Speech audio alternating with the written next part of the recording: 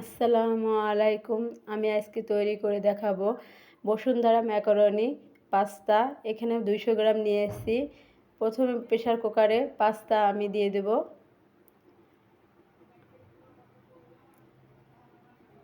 আর দিয়ে দেব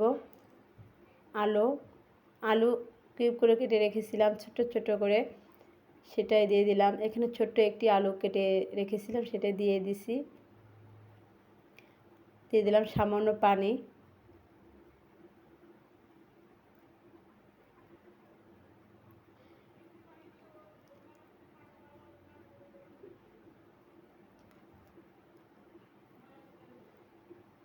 দিয়ে দিলাম লবণ স্বাদ মতো। দিব সামান্য সয়াবিন তেল, যাতে পাস্তাগুলো ঝরঝরে থাকে। আমি মাত্র একটি বাসি দিয়ে দেবো, ঢাকনা দিয়ে ঢেকে দিলাম। একটি বাসি দিব, এর বেশি দিব না, একটি বাসি দিব। এই একটি বাসি হয়ে গেলে আবার সাথে সাথে বাসিটা উঠে নিতে হবে, নাহলে বেশি সেদ্ধ হয়ে যাবে, নরম হয়ে যাবে, তখন ঝরঝরে থাকবে না। চুলায় চলে আসলাম। প্যানে আমি তেল দিয়ে দিলাম, একটি ডিম ভেজে নিব। প্রেসার কুকারে দিলাম এই কারণে, দেখা যাচ্ছে অল্প সময় হয়ে যাবে। আপনার দেখা যাচ্ছে যেখানে আধা ঘন্টা সময় লাগে পাস্তা রান্না করতে, সেখানে আপনার 5 মিনিটের ভিতরে রান্না হয়ে যাবে। আপনার সময়টাও বেঁচে যাবে। আবার দেখা যাচ্ছে স্বাদটাও অনেক সুন্দর থাকে, কোনো রান্নায় কোনো হেরফের হয় না, স্বাদের খুব টেস্টি হয়। আমার ডিম হয়ে গেছে ভাজা।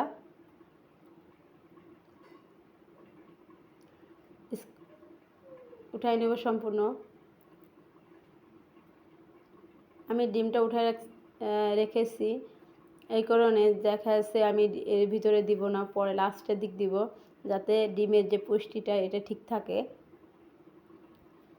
এখন দিয়ে দিলাম পেঁয়াজ কুচি আর মরিচ কুচি।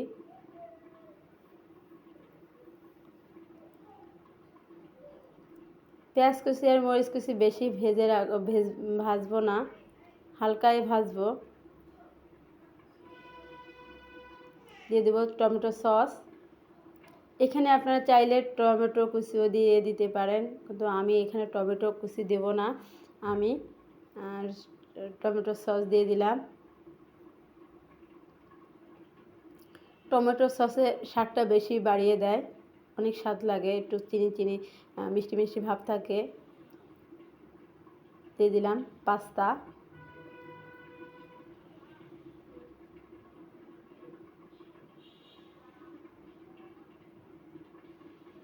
ভালোভাবে নেড়ে চেড়ে নিব, মিশিয়ে নিব।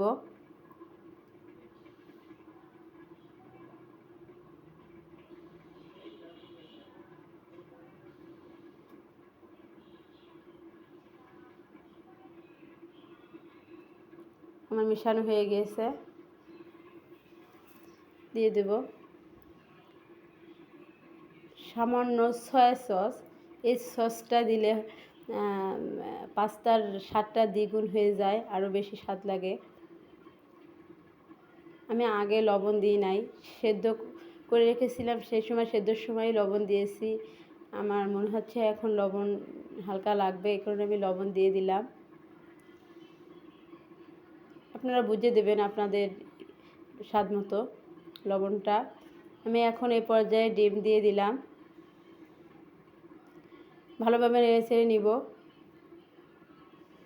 দেখেন কতটা ঝরঝরে হয়ে গিয়েছে, খুবই অল্প সময়ের ভিতরে পাস্তা রান্না হয়ে যায় প্রেসার কুকারে এইভাবে রান্না করলে। দিয়ে দেব পাস্তার যে মশলাটা থাকে সেটা মিশিয়ে নিব ভালোভাবে। এভাবে রান্না করে খেয়ে দেখবেন কতটা টেস্ট হয়, খেয়ে আমাকে জানাবেন। ভালো লাগলে লাইক কমেন্ট এবং সাবস্ক্রাইব করবেন প্লিজ আমার নতুন চ্যানেল।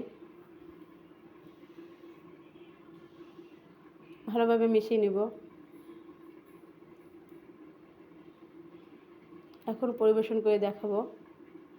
দেখেন কত সুন্দর কালার হয়েছে, দেখতে লোভনীয়, খেতেও খুব সুস্বাদু হয়েছে, কত সুন্দর। আল্লাহ হাফেজ।